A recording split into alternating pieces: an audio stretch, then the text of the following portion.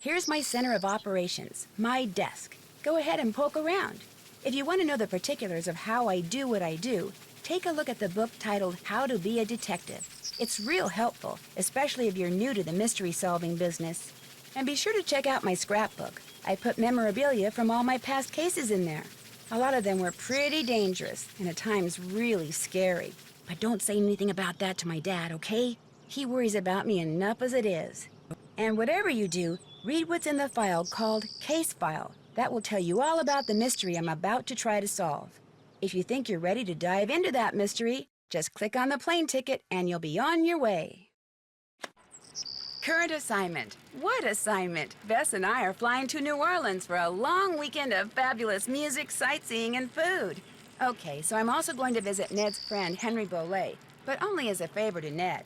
Apparently, Henry's uncle just died, and he had to go down there for a couple of weeks. Ned says Henry's a nice guy, but kind of a loner who might appreciate a little company. So, the first thing I'll do is leave Bess at our hotel in the French Quarter and take a cab out to the mansion where Henry's staying. Ned called him and said I'd be coming. But once that's done, it'll be lazy les bon temps brûlés. The only bad news is the weather's not supposed to be that great this weekend. But what's a little stormy weather when you're in the heart of the Big Easy, right? Right.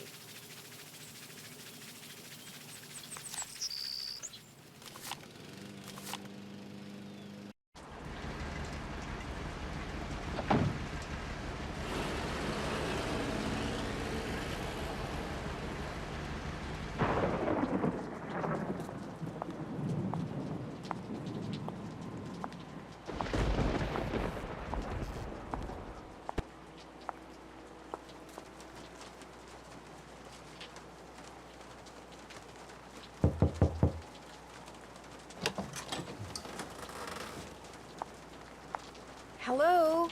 Anybody here?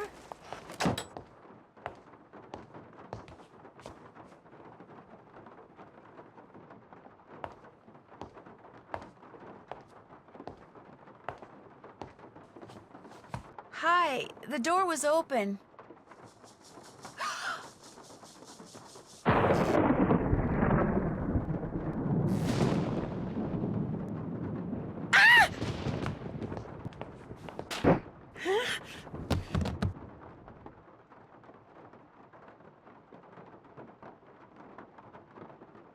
Here, drink this. What is it? Something that'll make you feel better. Drink it. Just a couple sips.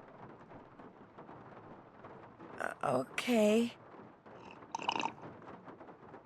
That's it. No offense, but yuck. Don't make her drink any of your weirdo concoctions. Then I really will have to take her to the emergency room. You just go back to your phone call and leave us be. Don't pay him any mind. Where am I? You're at Henry Bolet's house, dear, in the library. He and I carried you in here after I found you unconscious in the foyer. Why is it so dark in here? The electricity went out. Lightning must have struck a transformer somewhere. What happened? Can you remember? Well, the front door was open, so I walked in, and then I saw I saw a skeleton. And then he saw me. And then the light started flickering, and he threw something at me that exploded. Oh, the smoke must have made me pass out. You saw a skeleton? I'm sure it was just someone, wearing a costume or something. I'm Nancy Drew, by the way. I came to see Henry. So we surmised. I'm Renee Amand. I'm Bruno Bolet's housekeeper. That is, I was.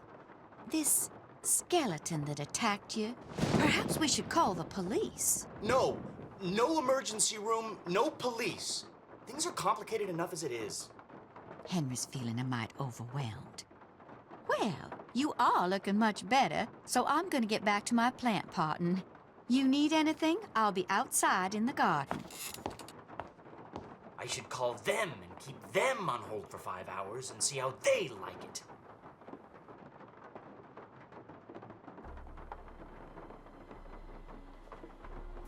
So, Nancy, nice to meet you.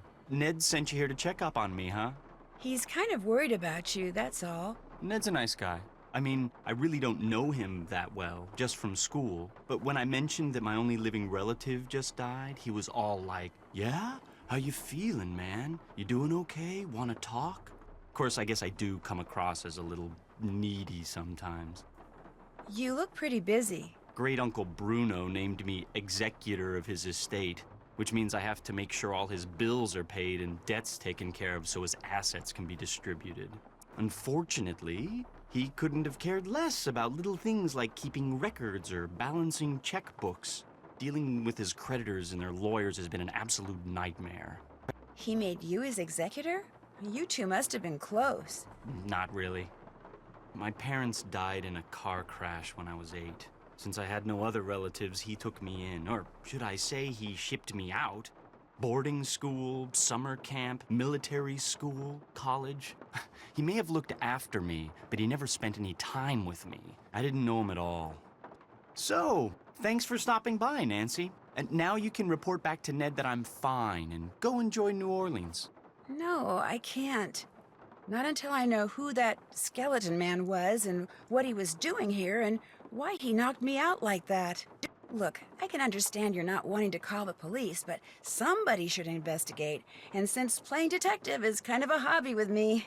No offense, but are you sure you didn't just pass out from the heat and humidity or something and dream that you saw the skeleton dude?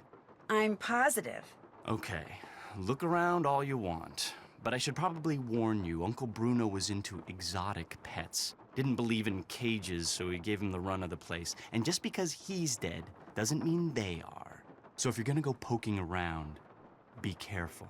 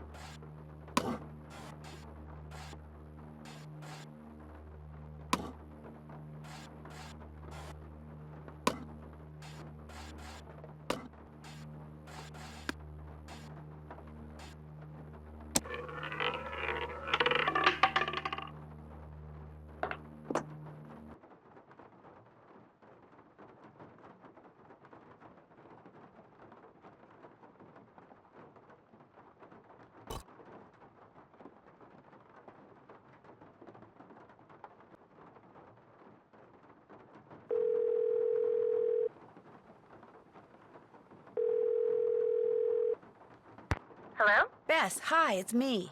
Hey, Nance, I just got back from shopping, which I am happy to report is fantastic here. So, what's going on with you? A lot. A lot is in a whole bunch of fun stuff? Let me start by telling you what happened when I arrived at Henry's house.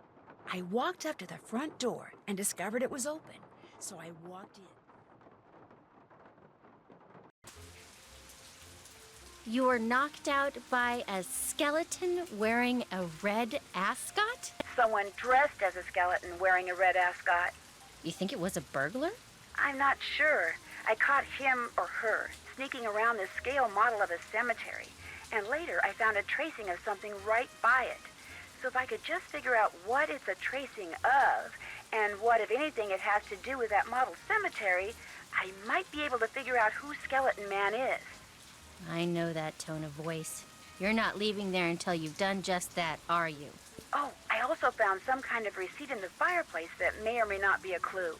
What's it a receipt for? That's what I need to find out. See, it's half burned up. All I can read is the receipt number and the name of the place it's from. Zeke's. Zeke's? You gotta be kidding me. Why? What do you mean? I mean, I'm sitting here on our balcony in the French Quarter looking down at a place across the street called Zeke's. That's great. So go over there and ask whoever's behind the counter what receipt number 21-3872 is for. You want me to snoop? I wouldn't call it snooping. Forget it. Not gonna do it.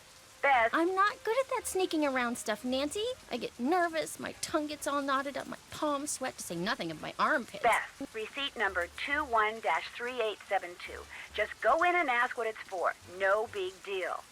Maybe not for you. Bess, you can do it. This is not gonna end well, I just know it. Okay, I'll call you as soon as it's over. I'll be waiting.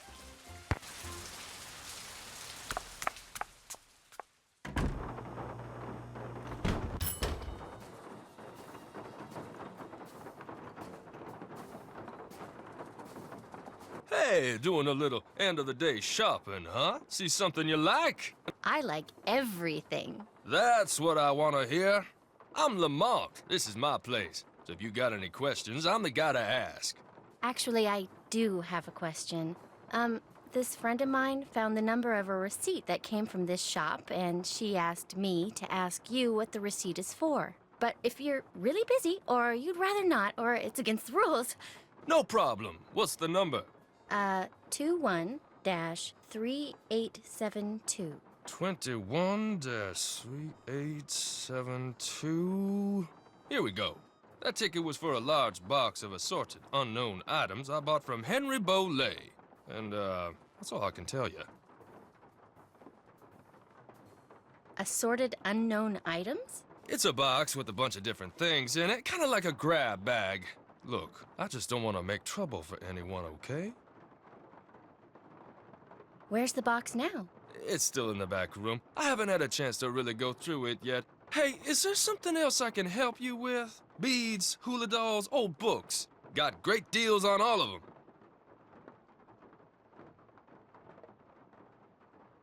Seeing as this place is called Zeke's, and it's your place, shouldn't your name be Zeke? Guy I bought this place from wouldn't sell it to me unless I swore I wouldn't change the name. So I didn't. Funny thing was, his name wasn't Zeke either. Is Henry Bolet a friend of yours? No, I met him at the reception at Bruno's house following the funeral. Gave Henry my card, said when he wanted to start liquidating, he should give me a call. Was Bruno a friend of yours? Way I hear it, Bruno Bolet didn't have any friends. But I wish he had been my friend. I mean, that house of his is filled with junk. He kept everything. For someone in my business, the place is knick-knack heaven. Guess I'll check this place out some more. Sounds like a plan.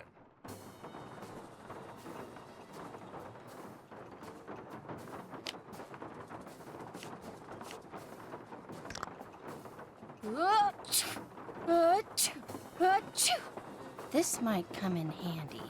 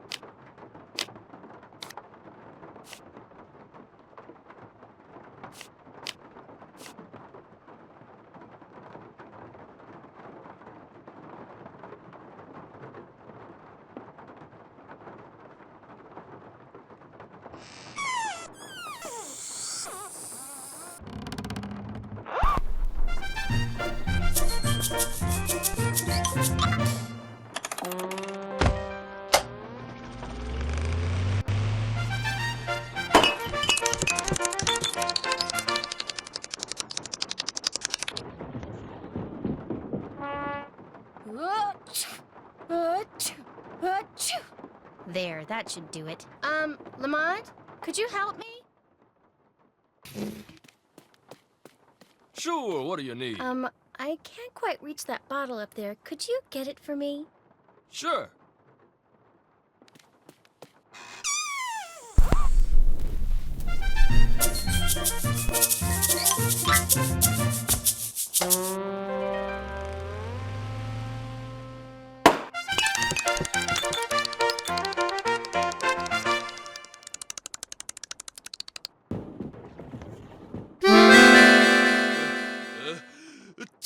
Oh no! Oh my gosh! Oh shoot! I'm sorry. I'll go get you something. What do you need? Nose spray. Back room. No spray, back room, got it.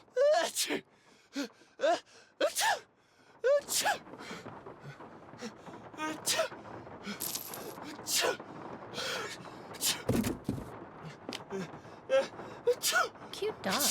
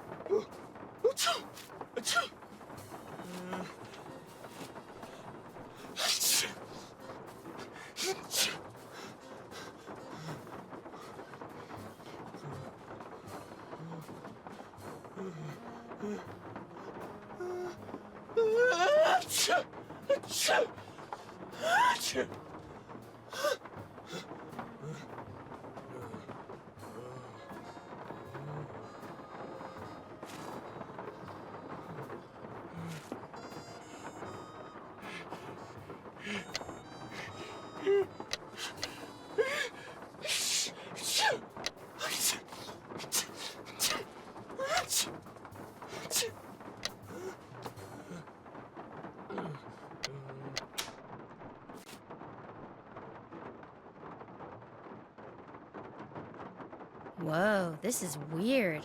I better call Nancy and read this to her word for word.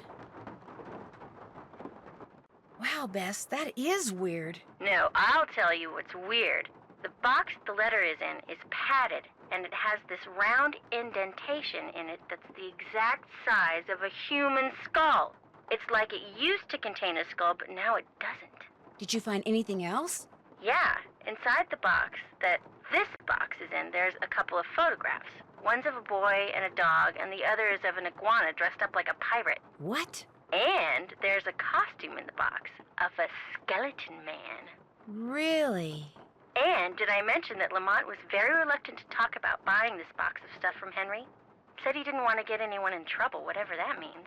Sounds like he or Henry, or possibly both, are up to something they shouldn't be.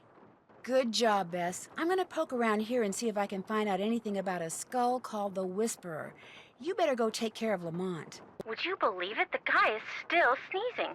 He must keep nose spray around because something's wrong with his sinuses. Oh, he's gonna hate me.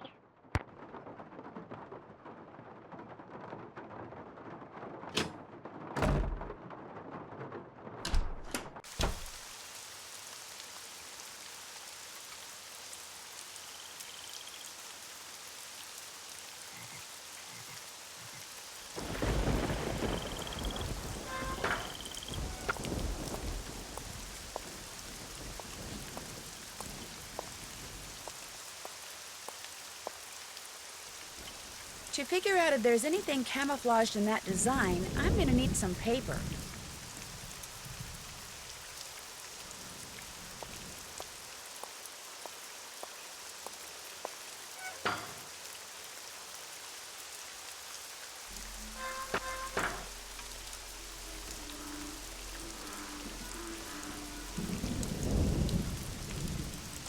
Nancy, welcome to my little lantern-lit corner of the world. It's a little wet out here. I don't mind.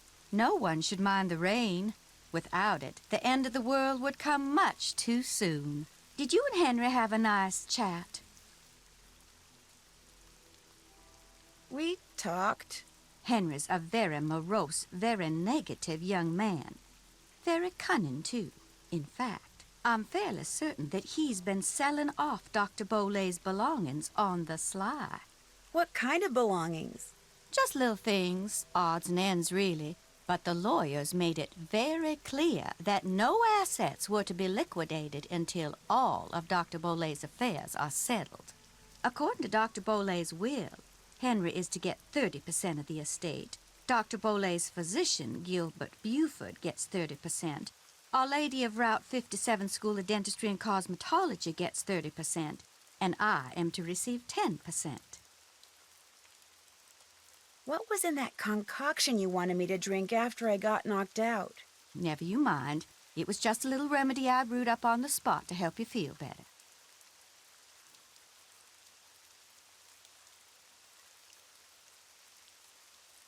Do you by any chance have some plain paper that I could use? I most certainly do. But it's up in my room, and I'm afraid I cannot retrieve it for you until I'm finished here. You get the sudden urge to draw a picture? Something like that. I know, I'll help you. That way you'll get done faster. Gracious, you are the picture of impatience, aren't you? Well, I appreciate the offer. But here, why don't you just take this instead? It's an extra key to my room. The paper's in a drawer in my nightstand. Just go on up and help yourself. But make sure you lock the door when you leave, you hear? You I trust. But Henry, him I do not. I really appreciate this.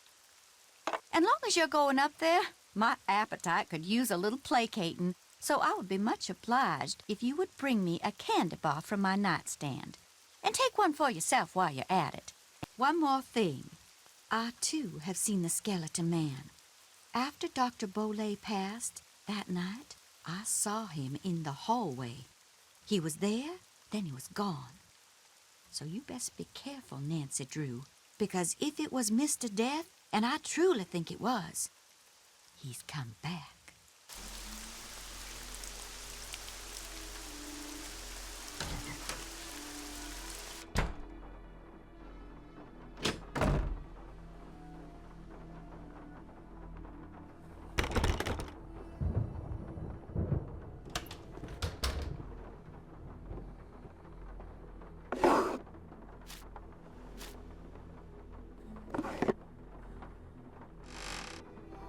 One for Renee, and one for me. Mmm.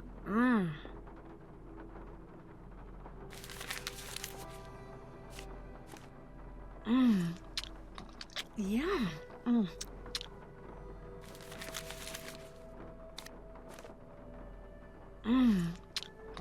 Yum.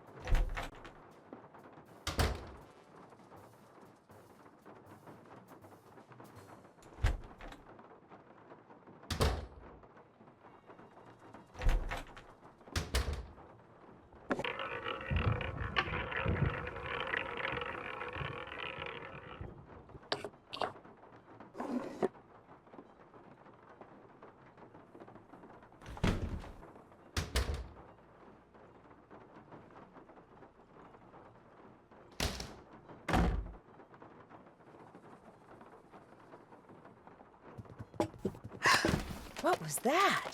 That was Uncle Bruno's pet iguana, Iggy. He's always in here stealing paper. He must be using it to build a nest or something. Look, I had all those books arranged so they fit perfectly in that box. Put them back in, okay? I don't have time. I just want to look through this one book. Go right ahead, after you put all those other books back.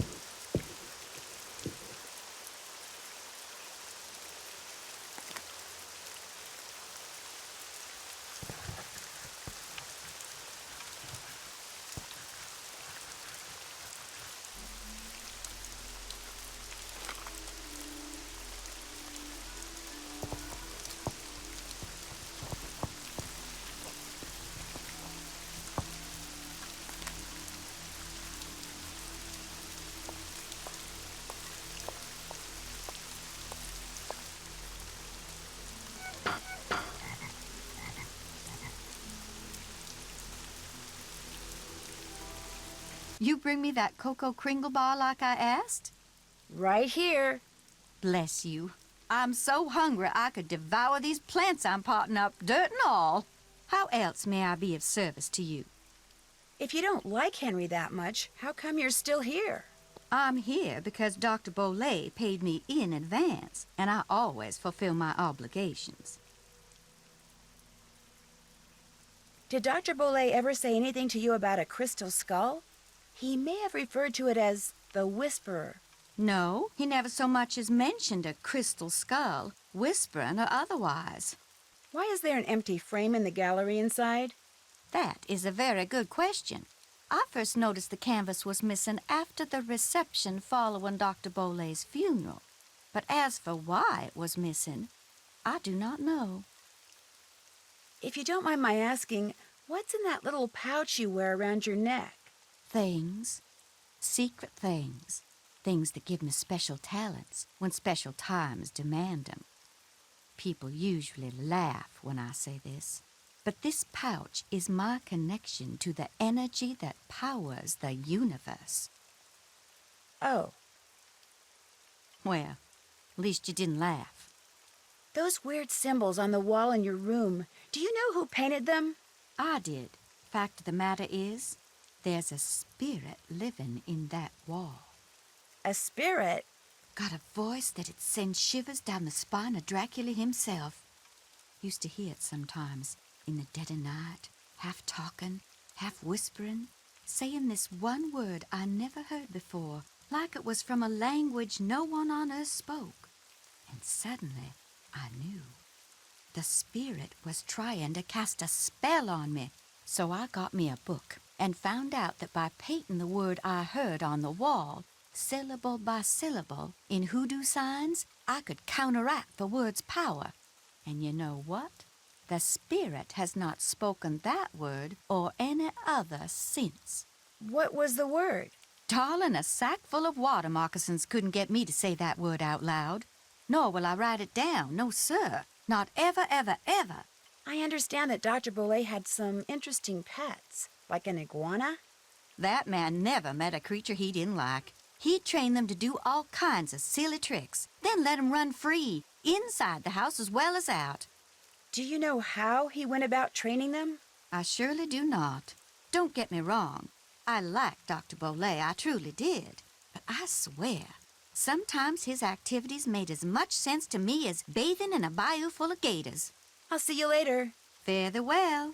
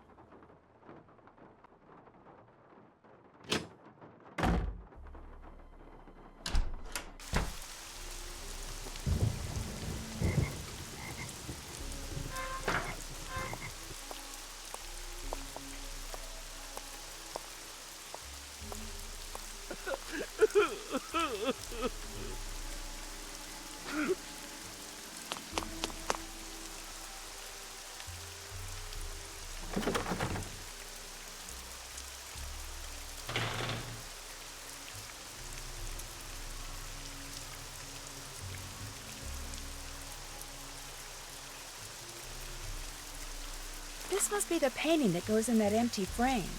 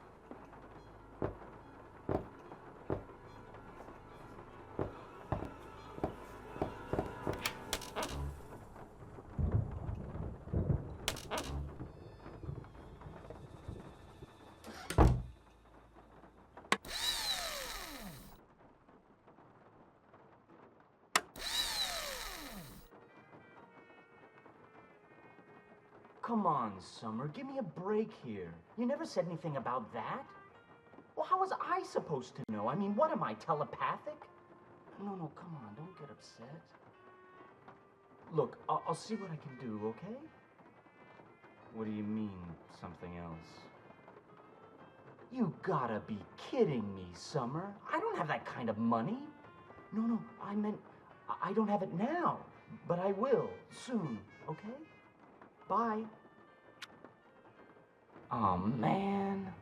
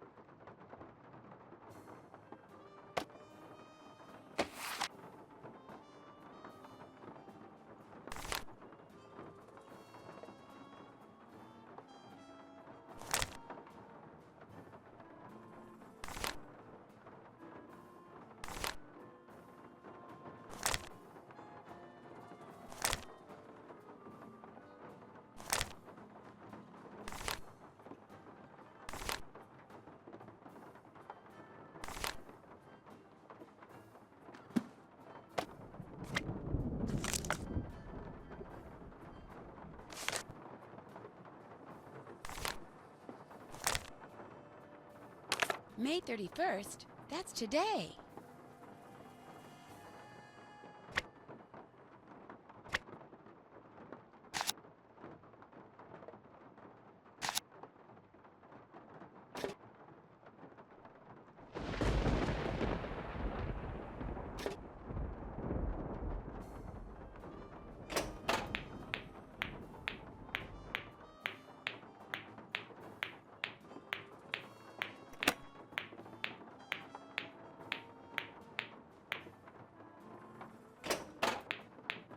Gotcha!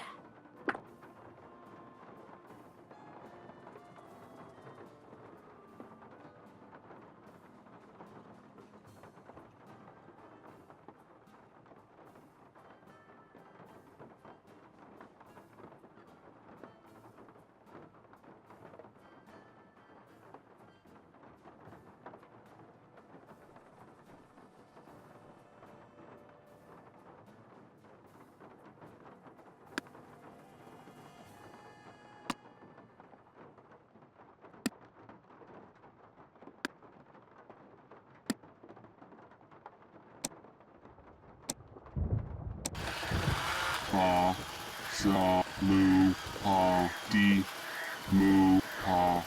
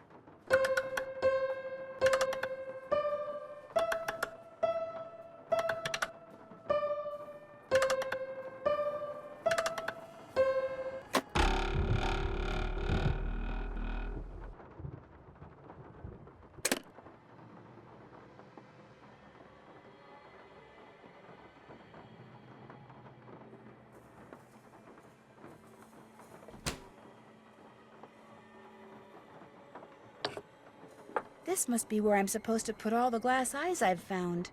Let's see how we're doing.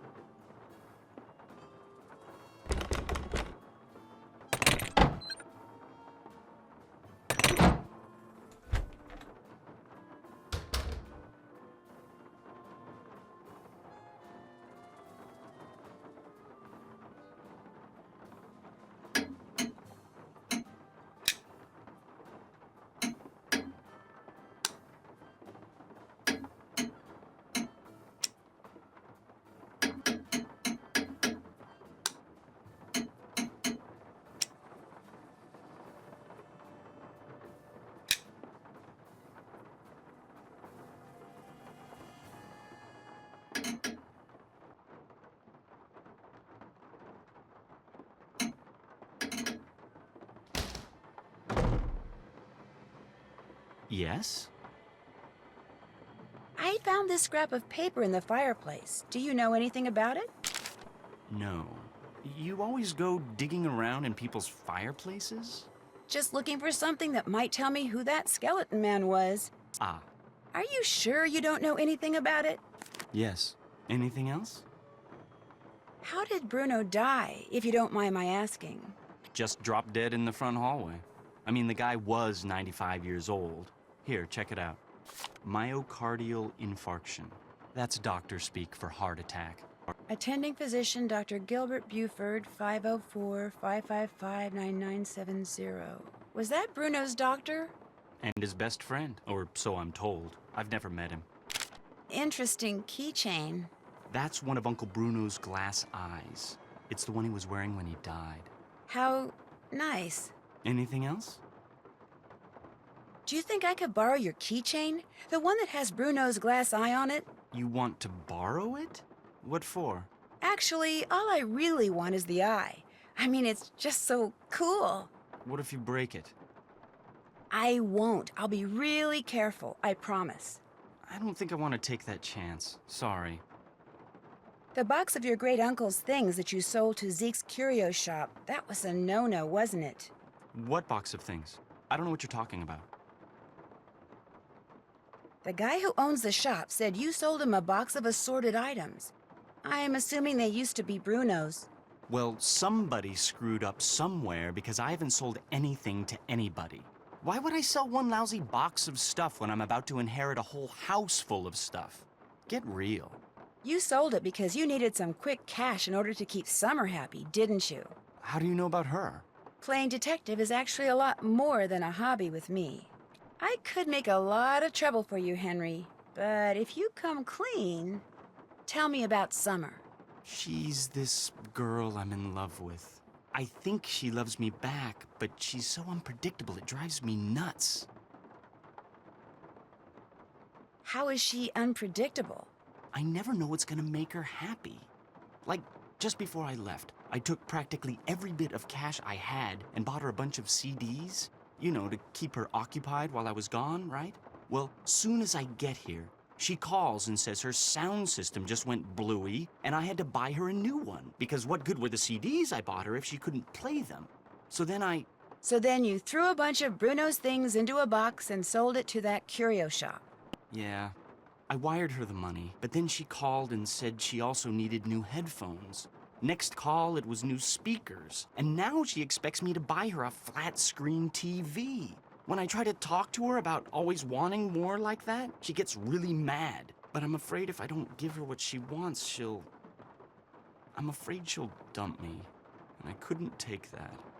I mean, she's the only girlfriend I've ever had, ever will have, probably. Look, you don't need to go telling Renee or any of those lawyers about selling that stuff, right?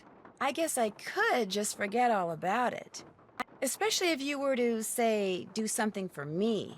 I know. You still want the glass eye? Take it. Go ahead. It's all yours. You want something, I want something, take it and we're even, okay? Well, it's not like you sold off half the estate or anything. $300. That's all I've gotten out of his estate. I swear. Go on, take it. I was naughty, but from now on I'll be nice, I promise. Do you know anything about the crystal skull that was in that box of junk you sold to Zeke's? There wasn't any crystal skull in that box. Are you sure? It would have been inside another box. Well, I did throw in some smaller boxes. Like I said, I was just grabbing stuff. Was it valuable? All I really know for sure right now is that it's missing. Great. Be just my luck to have sold something that wasn't junk to that glorified trash collector. Why is there a model of a cemetery in the other room? Because Great Uncle Bruno used to oversee the cemetery next door. Made that scale model so he could keep track of where everything, or should I say everyone, was. Crafted all those miniature crypts himself. And people think I'm weird. I'll check back with you later. Awesome.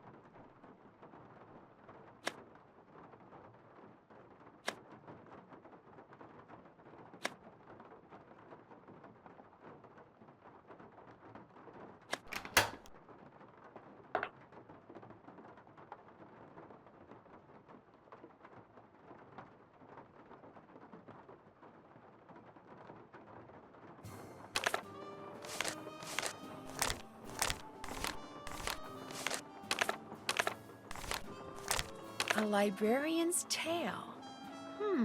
Something Bruno Bolet wrote in that Tired Eyes book mentioned the librarian's eye.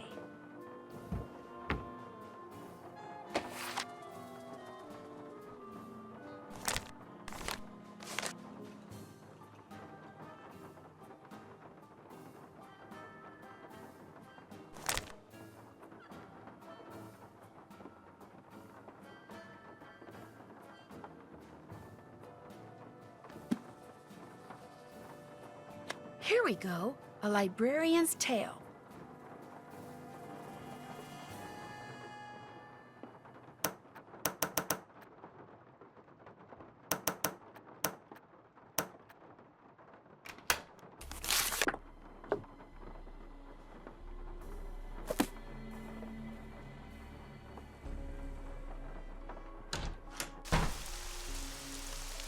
This shovel with the weird handle, do you think I could borrow it? Dr. Bolet took great interest in that shovel. Don't know why. Never used it. Just like to see it hanging there. Me, I use it to dig up roots. I could dig you up some roots. Right now, I need mushrooms. I was hoping to get 'em picked tonight, but from the looks of all this potting I still have to do... I'd be happy to pick them for you. Why, what a generous offer. All right, then. I need 5 painted conchs. They're mushrooms that have got a short, fat stem and a large bell-shaped cap covered with big red dots. You might find 1 or 2 here in the garden, but you'll have better luck in the boggy part of the cemetery. You get me 5, no more, no less, and I'll let you borrow that shovel. Deal. You can put 'em in this bag. How else may I be of service to you? Were you in the house when Dr. Bolet passed away? I was indeed. I was in the library cleaning when all of a sudden I heard a big thump. I hurried out to investigate, and sure enough, there was Dr. Bolet lying by the front door. And as I rushed over to him, the door opened and in walked Gilbert Buford. He took one look at Dr. Bolet and hollered at me to call 911, so I ran back into the library and did just that. When I came back out, Gilbert was leaning over Dr. Bolet, listening for breathing, I suppose, and then he started pushing up and down on his chest, but it was too late. Even I could tell that Dr. Bolet was gone. What was he doing by the front door? I assume he saw Gilbert coming and was going to open the door for him. Not that there was any need. As you yourself discovered, people around here seldom lock their front doors during the day. But you know, in the back of my mind, I have always wondered about Gilbert Buford showing up at the door at that exact moment. Nice talking to you. Fare thee well.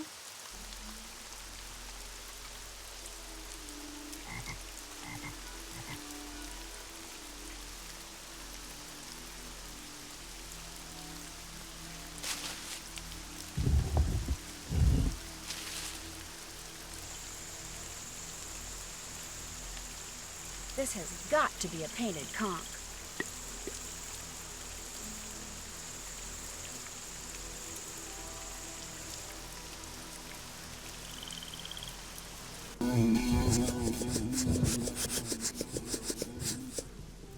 That should keep you guys quiet for a while.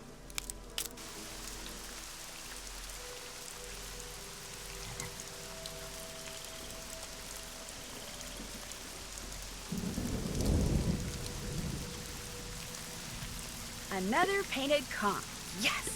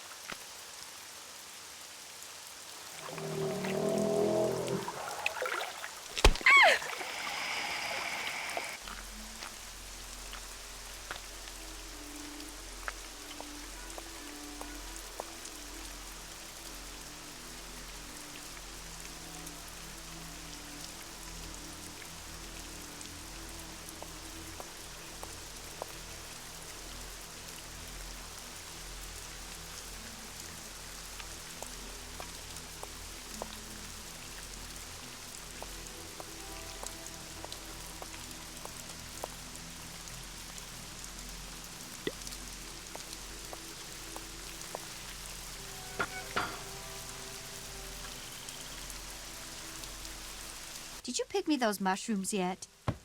Sure did. Well, bless your heart, you did it. Actually, picking the one growing on the log sticking out of the swamp was a little hairy. Oh, my. I forgot to warn you about Bernie, didn't I? If by Bernie you mean the alligator that almost had me for dinner, yeah, you did. He's another one of Dr. Bolet's pets. He'd kick that log to get Bernie's attention, then feed him marshmallows. Problem is, now that gator leaps up and snaps every time someone so much as touches that log.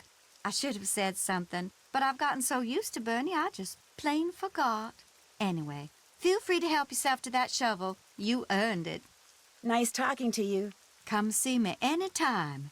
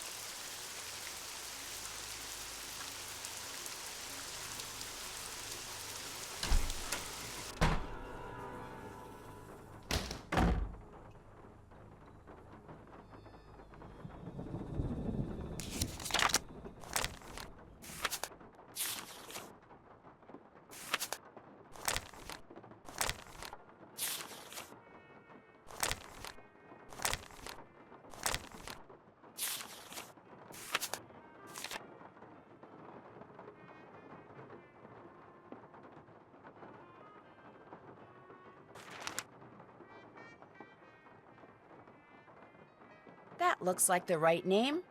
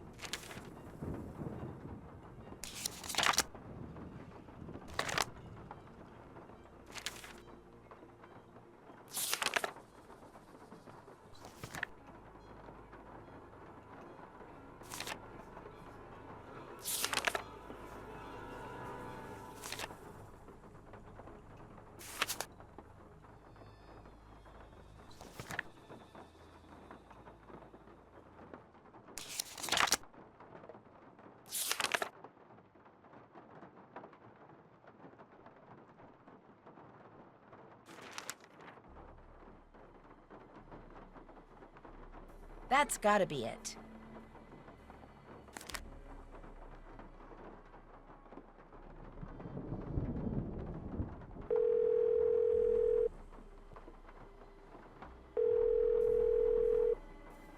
Hello? Nancy? Hey, Ned. It's about time you called. Did you make it to New Orleans okay? Yep. Have you seen Henry? Oh, yeah. I'm not sure I like the way you said that. Is he okay? He's fine. Well, he's the executor of his Great Uncle Bruno's estate, which he's not real happy about, and he's having problems with his girlfriend, but he and his great uncle weren't that close, so he's not grief-stricken or anything. Well then, are you okay? Other than being attacked on my way into Henry's house by a skeleton wearing a red ascot and getting knocked out by the smoke bomb he threw at me, I'm fine too. What? Let's just say that I've stumbled onto a mystery, and I'm not leaving till I solve it. Why am I not surprised? Is Bess with you? No, but she has been helping me. So tell me about this skeleton man. Well, it was someone in a costume, obviously. He or she was leaning over something in the great room when I walked in and surprised them. So they threw a smoke bomb at you and ran? Yeah, I must have interrupted whatever they were doing. What were they leaning over? A scale model of the cemetery next door. Henry says his great uncle Bruno made it so he could keep track of who was buried there. Apparently, Bruno used to oversee the cemetery. And right near the scale model, I found a tracing of some kind of symbol. I'm thinking maybe Skeleton Man dropped it. Why would Skeleton Man be interested in the scale model of a cemetery? Good question. Maybe I'll take a real good look around in there and see if I can find out. Good idea. I'm still trying to figure out how you got to be friends with Henry. Well, we're not best friends or anything. Heck, we're not really even friends. I just feel sorry for the guy. I mean, he never hangs out with anyone between classes, and when I'd heard there'd been a death in the family, I just wanted to make sure he was okay all by himself down there. Don't worry, he's fine. Although I think he misses his parents a lot. I saw him out in the cemetery by what I think is their crypt. He seemed pretty upset. I'm not surprised. I get the feeling that what Henry looks like on the outside is just the opposite of what he looks like on the inside. You know, you're a pretty nice guy. Yeah, I know. Bruno Bolet's housekeeper, Renee, is still here, despite the fact that she and Henry don't really get along that well. Why do you think she's staying on?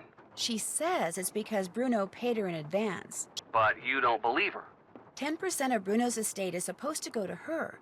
Only Henry's been selling off Bruno's assets on the sly, and somehow Renee found out. I think she's staying on so she can try to bust him. Why is Henry selling off assets? I thought he was pretty much the sole heir. 3 words. High-maintenance girlfriend. So this Renee person isn't just being paranoid. What this Renee person is freaky. In what way? She wanted me to drink some strange-looking concoction after I passed out from the smoke bomb, but she refused to tell me what was in it. And she wears this weird little pouch around her neck. Says what's inside it connects her to the energy that powers the universe. She's probably harmless, but stay on her good side, just in case. Are you familiar with the legend of the so-called crystal skulls? Is that where aliens supposedly scattered a bunch of perfectly formed crystal skulls all around the world like thousands of years ago? And all the skulls have different magical powers? Something like that, yeah. Apparently Henry's uncle was the proud owner of the Whisperer, the skull that was supposed to make whoever owned it live forever. Only now he's dead and another superstition bites the dust. Maybe, maybe not. See, this book I found in Bruno's library said no one who has owned the Whisperer has ever died of natural causes. So how did they die? They were all murdered. Come on, you don't believe that crystal skull stuff is true, do you? I'm not sure what I believe yet. But right now, what I think doesn't matter. The people who knew Bruno had the skull, if one of them believed in the Whisperer's power, they may have figured the only way they'd ever be rid of Bruno was to cause his death. But didn't he die of a stroke or something?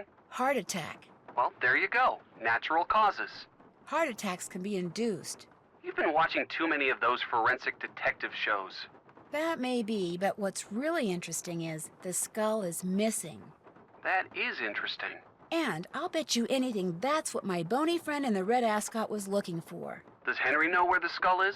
He doesn't know anything about it. At least that's what he says. But if that skull is still around here, I intend to find it. I kind of figured that. That's about it. Call again, like soon. I'll try. See ya. Bye, Nancy.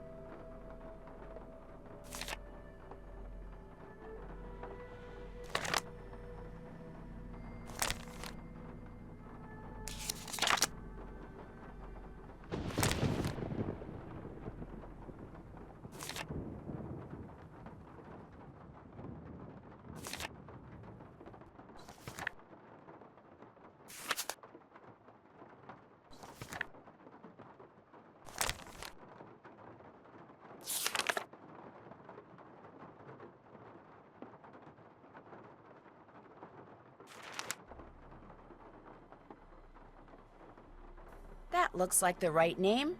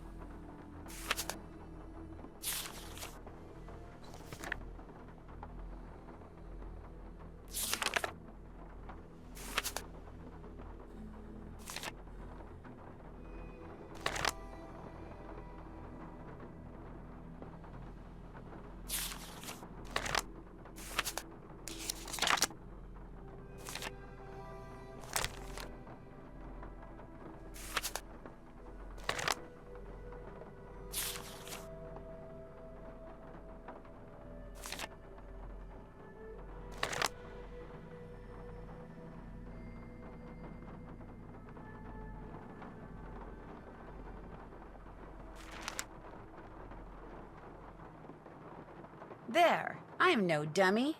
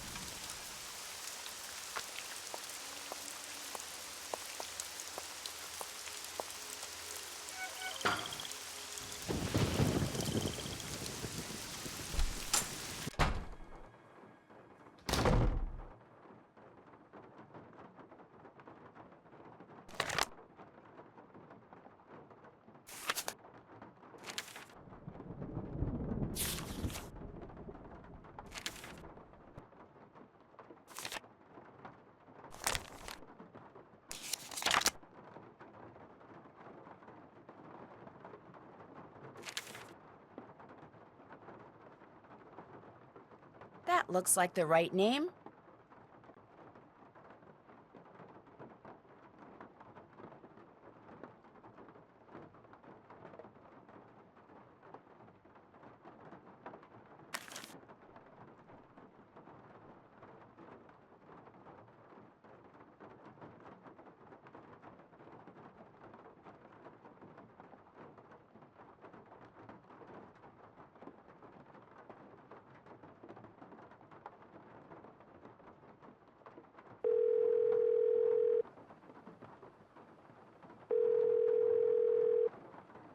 Yes, hello? Hi, my name's Nancy Drew. Is this Professor Hotchkiss? I am she.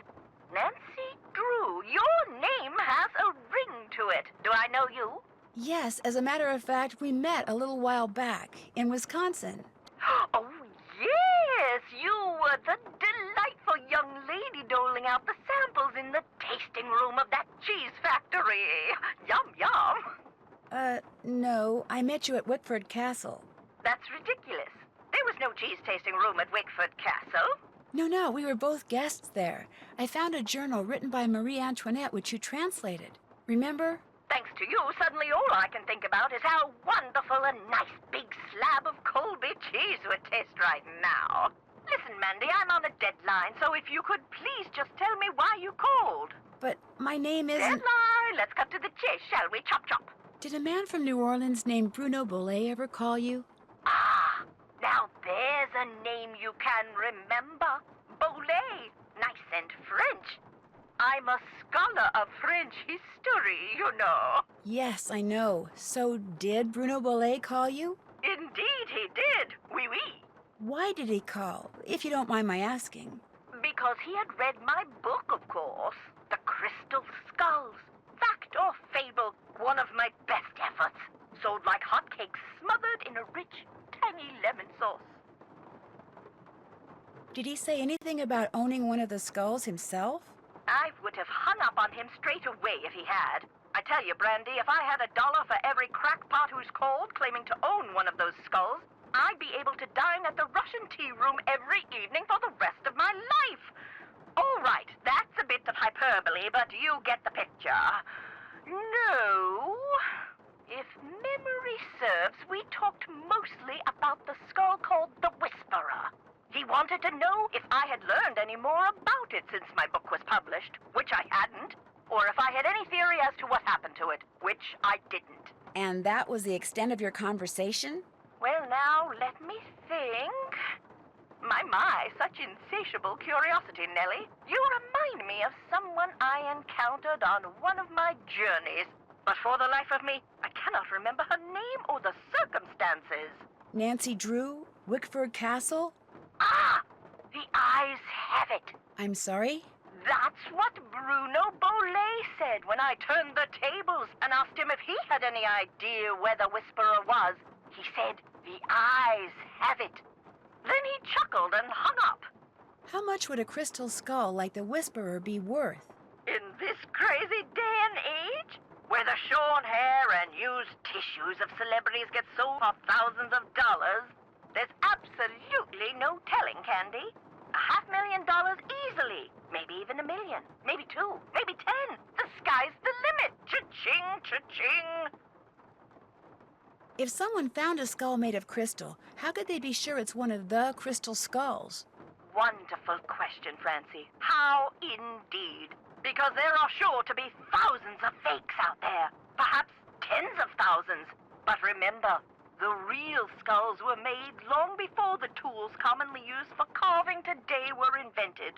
Which means, let's put on our thinking caps.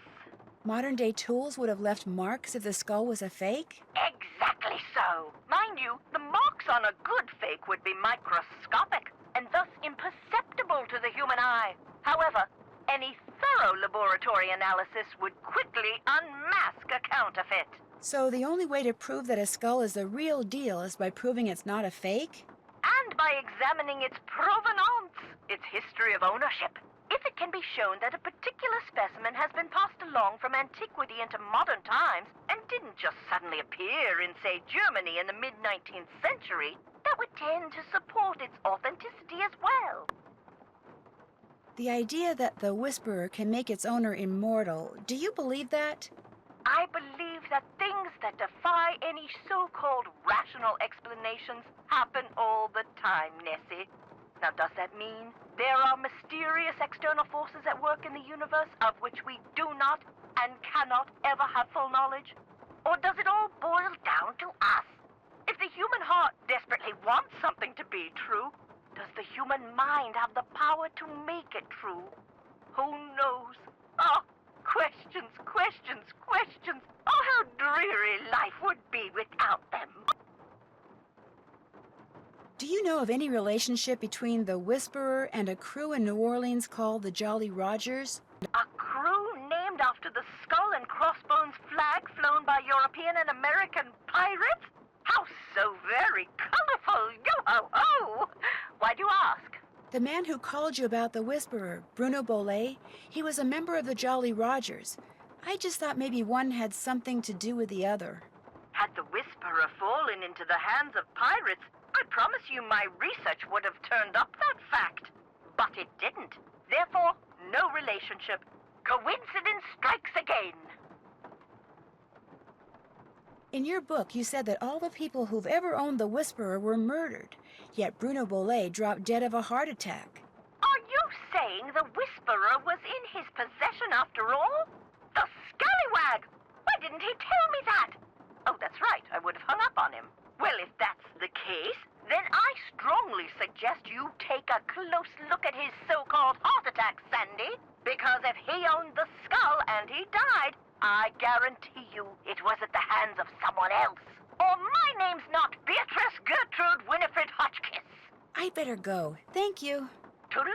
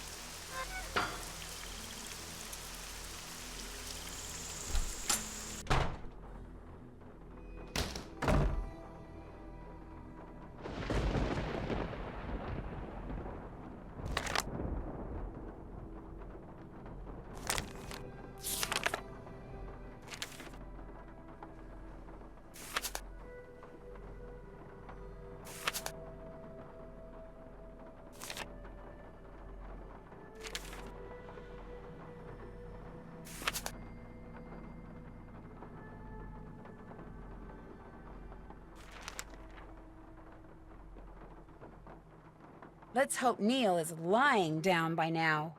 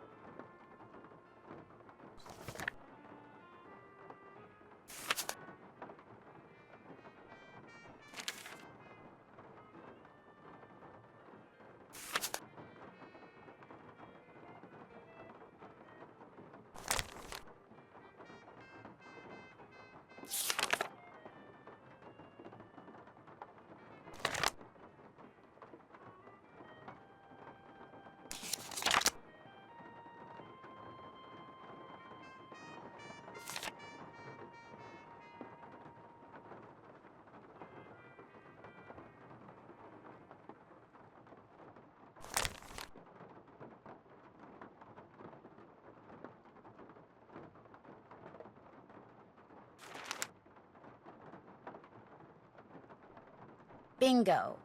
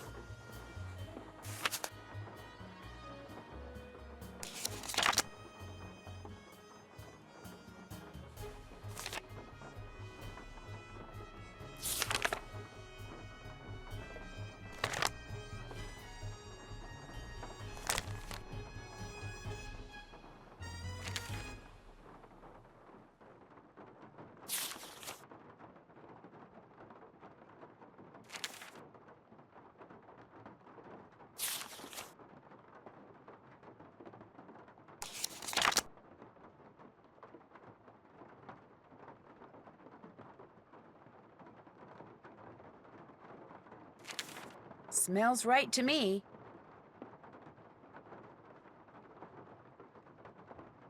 Hopefully this will givens me a clue.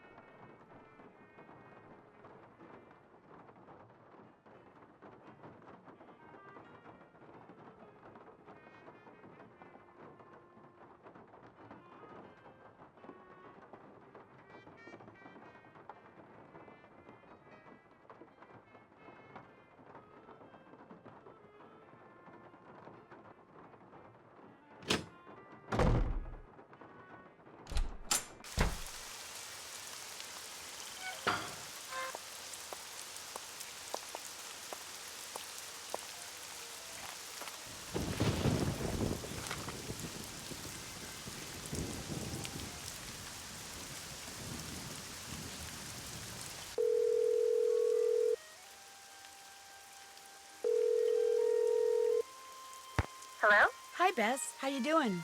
Great. I just took a nice, luxurious bubble bath and I'm ready to boogie. When are you coming back here? That's still kind of hard to say, but listen. Remember that old photo of a boy and his dog you said you saw in that box of stuff Henry sold to Lamont? Yeah? Did it look like it was maybe taken in the 1920s? That's exactly what it looked like. Why? Because I need to find out the name of Bruno Bolet's dog. And if that boy was Bruno, then that was probably his dog. Was there any writing on the picture? Yeah, as a matter of fact, I think it said Bruno. That's all it said? Just Bruno? No, it said Bruno but whatever came after and was hidden by the frame. I really need to know the name of that dog. Oh, no. No, you don't. No more snooping. Uh-uh. Bess, just get into that box again and see if the dog's name is on that picture. That's all I want you to do. How? I can't just go waltzing into Lamont's back room. And he's for sure as heck not gonna fall for that sneeze contraption again. There must be some other way you can distract him. Please, Bess, I can't tell you how important this is. You gotta do this for me, please. Okay. We're not gonna have any fun here until you solve this mystery, and since you can't do that until I do this... Okay, I'll sneak into the back room and take another look at that photo. I mean, I will if I don't screw up. Think positive, Bess. You're gonna do fine. You bet I am. In fact, I'm not going to call you again until I have seen that picture. I'm going in. You go, girl.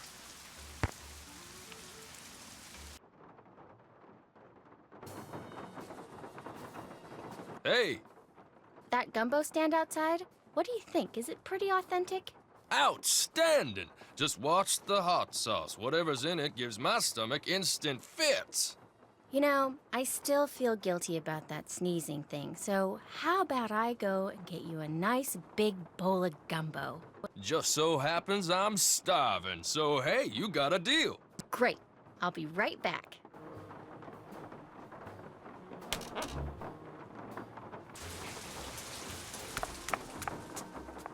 Evening. What can I do for you? Can I get a gumbo to go, please? Eat up.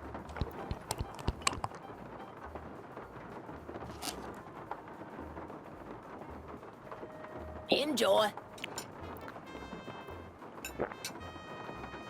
Mm-mm. There you go. That was yummy.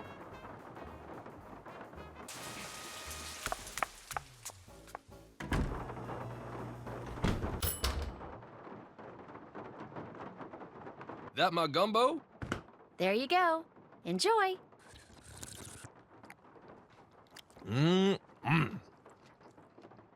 Uh-oh.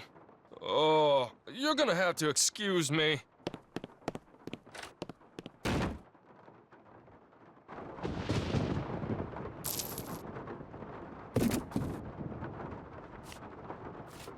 Uh-oh. I better get out of here.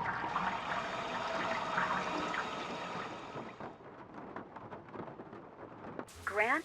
The dog's name was Grant? That's what it said on the photo. Kind of a weird name for a dog, huh? Yeah, well, Bruno Bolet was kind of a weird guy. Hey, thanks a lot, Bess. You've been a huge help. I'll tell you, being sneaky takes a lot out of me. I'm exhausted. I still don't know when I'll get back there, so just kind of hang loose, okay? Story of my life. Call me if you need me. I will. Bye.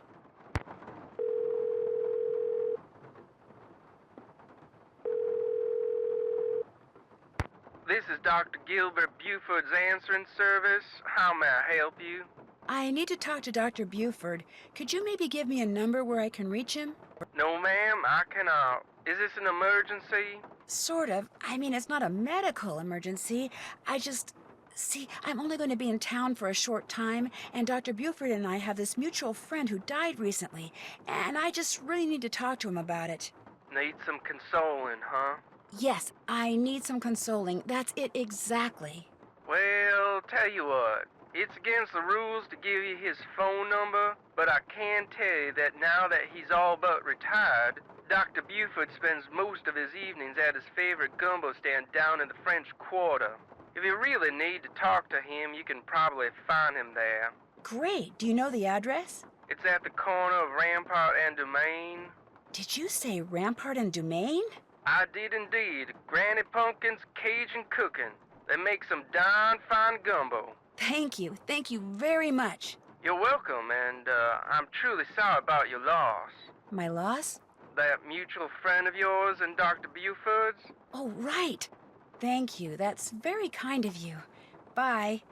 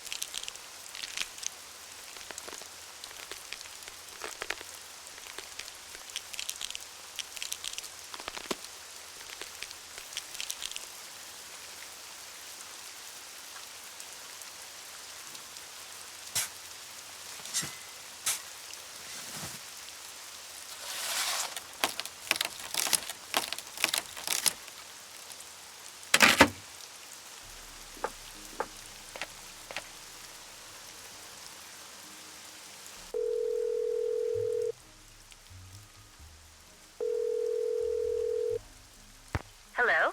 Hi, Bess. It's me. So what's been happening? Tell me everything. Well, let's see. Since the last time we talked, I was just about getting ready. Interesting stuff. But the reason I called is I need you to talk to this doctor named Gilbert Buford, who, as it turns out, likes to hang out at a gumbo stand called Granny Pumpkin's Cajun Cookin', which should be right across from our hotel. You just want me to talk to him? That's it? Nothing nefarious? No black ops stuff? He was Bruno Bolet's doctor, and apparently his best friend, too. I just need for you to see if he thinks there was anything weird about the way Bruno died. What do you mean by weird? I mean, I kind of think maybe Bruno was murdered. Murdered? By whom? That's what I'm trying to figure out. Everyone's a suspect at this point. Including this Gilbert Buford guy? Well, Great, I'm gonna be chatting up Jack the Ripper. oh, I'm sure the guy's fine, but be subtle, just in case. Well, I can see the gumbo stand from our balcony. If he's the guy that's sitting down there, I guess he looks harmless. Okay, I'll go talk to him. Thanks, Bess. Let me know what happens. Cheerio. Why, hello, young lady. How kind of you to grace an old man with your lovely presence. Are you Dr. Gilbert Buford? I'm delighted to report that I am indeed. Your answering service said I'd probably find you here. This here is my favorite spot in the whole city. Delicious gumbo, pleasing view, particularly now, I might add. My name's Bess Marvin. I'd like to ask you some questions about Bruno Bolet, if that's okay? I'd prefer subject matter of a happier nature, but I do not want to seem inhospitable, so what is it you want to know? Is it true that Dr. Bolet was your best friend? Well, now, I was certainly his best friend, but I cannot honestly say that he was mine. Fact is, while socializing with my fellow man, particularly with pretty young women such as yourself, has always been a source of pleasure for me, Bruno was just the opposite. Unfortunately, the older he got, the more numerous his idiosyncrasies became, and the less concern about their negative effect upon others he became. His idiosyncrasies didn't bother you? Now, as a doctor of medicine, I am not only accustomed to dealing with the abnormal, but I find that I am actually drawn to it. I, for one, thoroughly enjoyed Bruno's outlandish personality, although at the same time I fear it may have played a role in his demise. You see, he died of a myocardial infarction, most likely caused by age-related atherosclerosis. Dying of a heart attack is all too common for people who are socially isolated, and Bruno Bolet had most certainly become that. Did they do an autopsy on Dr. Bolet? No. Given Bruno's advanced age and the absence of any indication of foul play, an autopsy was deemed unnecessary, and the body was cremated according to Bruno's wishes.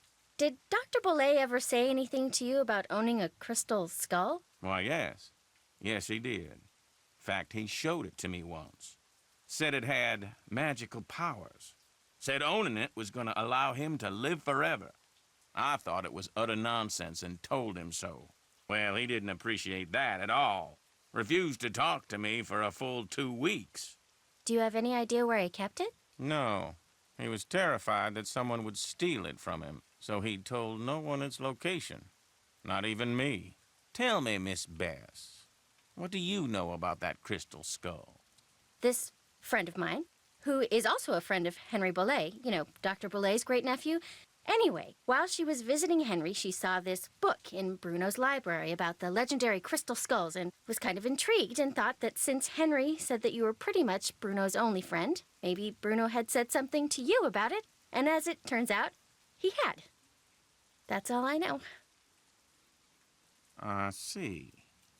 Well, much as I'd like to believe that skull holds the key to immortality, I'm afraid Bruno's passing proves it's worthless. Although it would make an attractive paperweight, as I recall. Tell your friend not to give it another thought. Dr. Bolet's housekeeper says you just happened to walk in just as he was having his heart attack. Is that true? Indeed it is. I hadn't seen him for a while, so I picked that day to pay him a visit. I walked up to the front door, found it unlocked as usual, opened it, and there he was, lying on the floor in obvious distress. The next thing I know, his housekeeper came running in and started shrieking and carrying on, until finally I sent her out of the room so she could summon an ambulance, and I could once again hear myself think. Then let's see. Then I knelt down and saw that he wasn't breathing. So I pulled him away from the doorway so I'd have more room to work on him, and began chest compressions. I continued until the medics arrived, but nothing they did made a difference either. Was Dr. Bolet unconscious the whole time? Yes, he was. Can you remember anything that might indicate what he was doing by the front door? I mean, had he just come in from a walk? Was he wearing a hat? Was he holding anything? Had he dropped something? An umbrella? Sunglasses? Wait a minute. Why, yes. Yes, he was holding something. A piece of paper. And on the floor next to him was an envelope. He must have collapsed while reading a letter. Do you know what happened to it? Now, I know the letter was no longer in Bruno's hand when the paramedics arrived, so perhaps he released the letter when I moved him. And yet, I do not recall seeing it on the floor when they wheeled him out the door. Iggy. What's icky? Iggy. Iggy is an iguana Bruno befriended, then turned loose in his home. It soon developed the annoying habit of stealing paper and stockpiling it in the vent system. Are you saying an iguana made off with the letter Bruno had been reading? It would not have been the first time a missing document ended up in Iggy's possession. Renee would periodically call me saying the lizard had absconded with one of Bruno's prescriptions and would I please write her up a replacement. In any case, Bruno once told me he was training Iggy. Said he taught Iggy to retrieve the things it had stolen. Do you think it's possible that Renee caused Dr. Bolet's death by, say, hoarding the pills from those missing prescriptions and giving them to him all at once? No. Had he died of an overdose of the medications I had prescribed, the manner of his death would have been quite different. But he died of a heart attack. Of that I am certain. However, I know for a fact that Renee is deeply involved in the practice of hoodoo. And as Bruno's housekeeper, she had ample opportunity to use it against my poor old friend. You're not serious. Young lady, never, ever underestimate the power of suggestion. If a person believes in something, even on a subconscious level, fantasy can easily become fact. And who knows what rubbish Renee filled Bruno's mind with? Drink this, don't eat that, this brings good luck, that brings bad, day in and day out. Even if he said he didn't believe a word of it, who knows how much his subconscious was absorbing? He was very old and vulnerable. So could Renee have caused Bruno to have that fatal heart attack? There's not a doubt in my mind she could indeed. I hear that you're a member of the Jolly Rogers crew. Is that true? Perhaps I am. Perhaps I am not. I'm sure someone as charming and attractive as yourself has her share of secrets, too. Am I right? Be that as it may, just what is a crew? Crews are organizations whose primary purpose is to put on parades during Mardi Gras. They also put on fabulous parties. Very private parties. Members only. Some consider crews to be private clubs. Secret societies is a term others have used. However, back in the 1990s, the city decided not to issue the Jolly Rogers any more parade permits, unless they opened their crew to pretty much anyone who wanted to join. So, refusing to be blackmailed, they chose instead to simply not put on parades anymore. As far as the city is concerned, the Jolly Rogers no longer exist. Was Bruno Bolet a Jolly Roger too? Perhaps. Perhaps not. Thanks for your time. I've enjoyed our conversation immensely.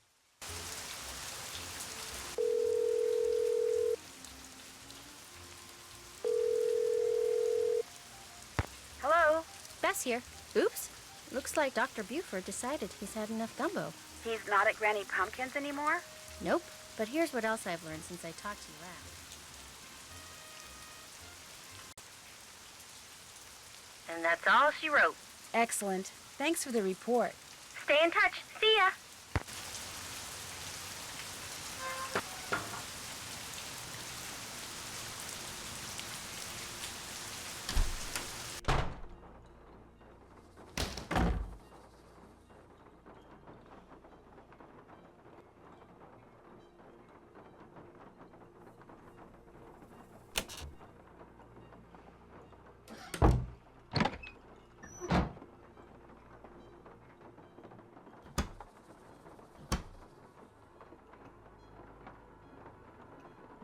Iggy! Come here, Iggy. Got something for ya.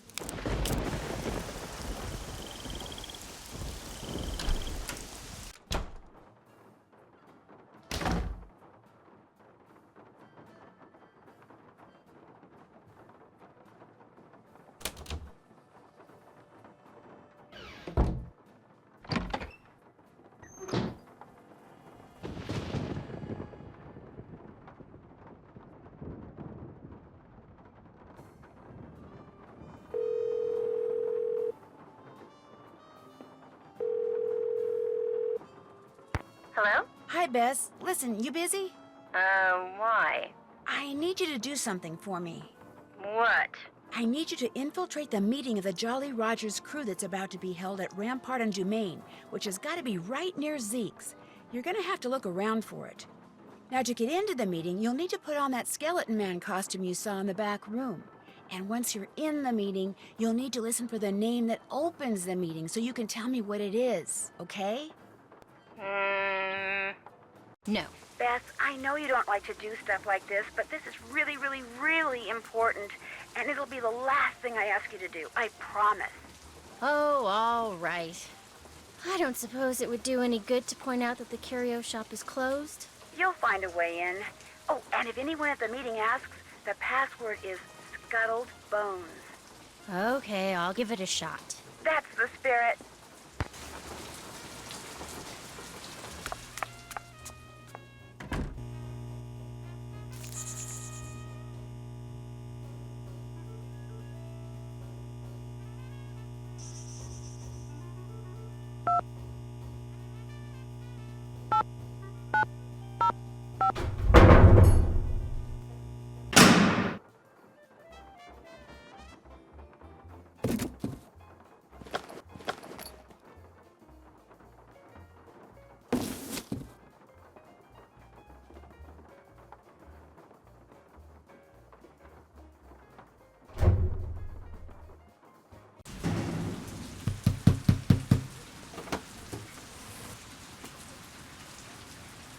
What's the password?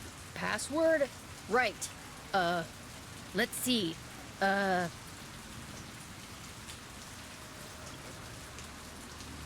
Scuttled Bones.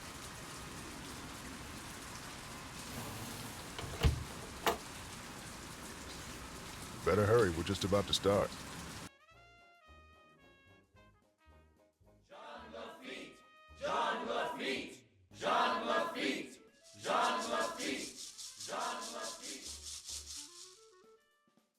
Welcome, my fellow Jolly Rogers. I know that We voice. have several pressing matters to discuss this evening, so let us begin.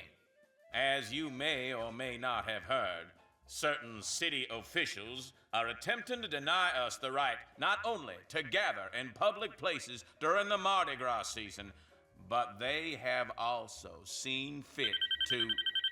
Shoot, I forgot to turn off my cell phone. It seems we have an uninvited guest. Get him! Let go! You're making a big mistake. Let go of me. Look, I'm not here to make trouble. You're making a big deal out of nothing. Can't we just talk about this? Where are you taking me? If you just let me explain. Why, it seems our trespasser is of the female variety. Let's have a look. That's right. You know me and I know you, Dr. Buford. And I also know that you were the one who attacked my friend over at the Bolet mansion today. And if you don't tell me why right now, I promise you, you are gonna be in one big world of hurt. The young lady's clearly upset about something. Clarence, take over the meeting while I try to find out why she's making all these crazy accusations. They're not crazy and you know it! I will tell you everything, Miss Marvin, in private.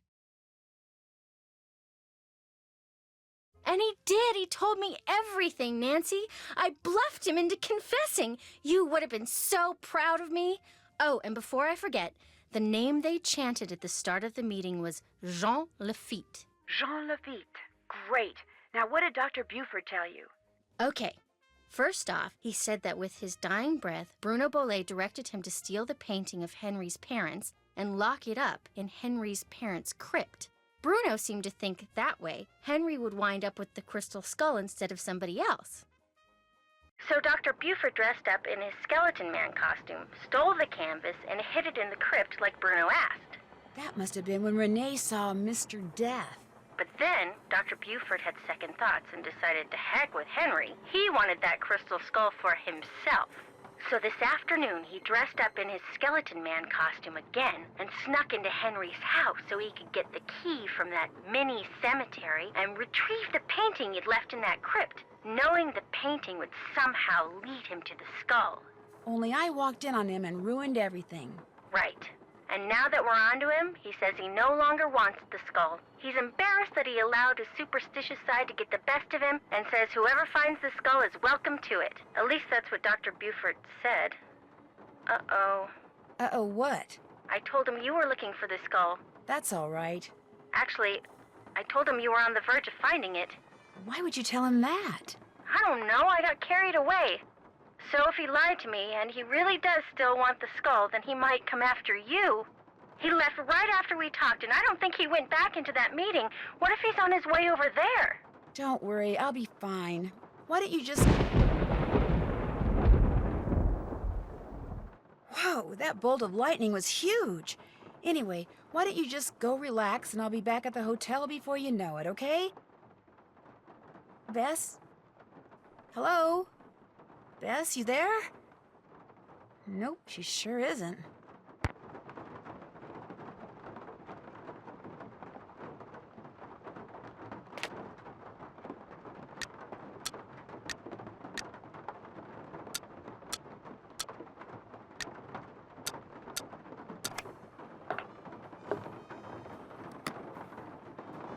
Here, Iggy, Iggy, Iggy.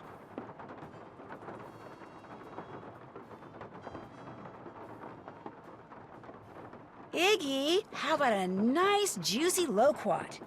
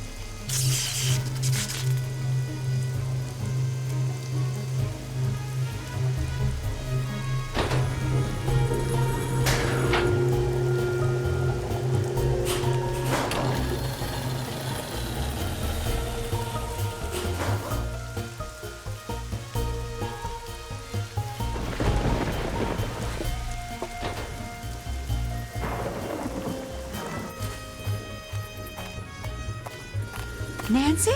That you in there? Goodness sakes, gal, what on earth have you gone and done? The lid's closing and I don't know how to stop it. Here, I'll pull you up. Toss what you're holding up here, then give me your hands. Come on, you best hurry. Here it comes. Renee, a little help, please? The crystal skull. After all that scheming, how do I finally get it? Why, this nice little Yankee gal just hands it to me. Renee, help me. Hurry, please. Thank you, Nancy. Bye now. No, you've got to help me. Renee! Renee!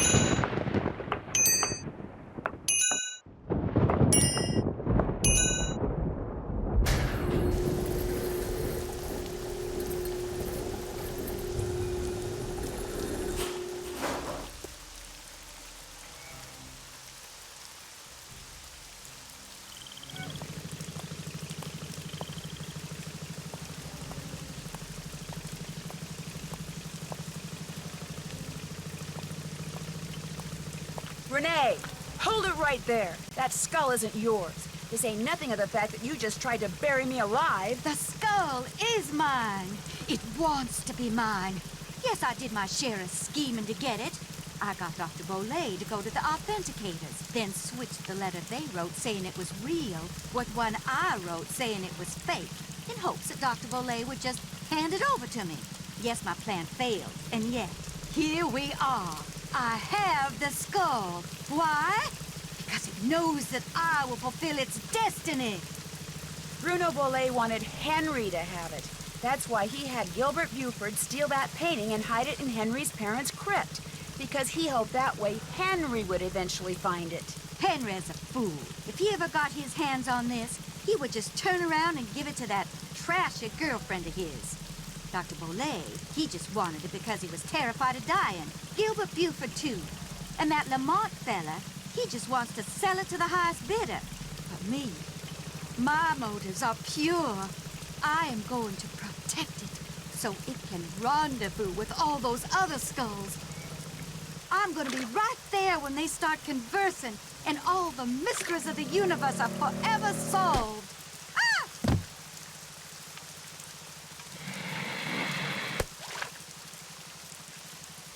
No, no, no, come back!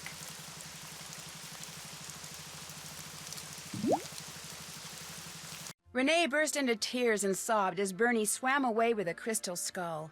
It made me feel sorry for her for about 2 seconds. After all, while she may not have meant to cause Bruno's death, she certainly meant to cause mine when she left me sealed up in that crypt. It felt good to turn her over to the police. Later that night, Dr. Buford came over and apologized for knocking me out with that smoke bomb and for allowing himself to think, even for a moment, that Bruno's crystal skull was anything more than a pretty piece of quartz. To make up for his shameful behavior, he insisted on taking Bess and me on a grand tour of New Orleans. Seeing the city through the eyes of someone who loves it as much as Dr. Buford was truly special. He invited Henry too, but Henry declined. He was still trying to process the fact that his great uncle wanted him to have the skull. Henry always thought that to Bruno he was nothing more than an annoying family obligation, someone Bruno couldn't care less about. Yet Bruno's request of Dr. Buford, made with his dying breath, proved that he did care about Henry. Apparently, and unfortunately for Henry, Bruno was the type of man who just couldn't bring himself to say such things out loud. As for Lamont, when he heard what happened, he closed his shop, bought enough marshmallows to fill a swamp boat, and has been scouring the bayous ever since, kicking every log he comes to in hopes of finding Bernie and the crystal skull inside him. But Bernie has yet to turn up. Maybe the skull didn't agree with him. Maybe swallowing it caused him to stop associating the sound of a kicked log with yummy sweet things. In any case, the Whisperer has disappeared, lost to the world once again, which is totally fine by me.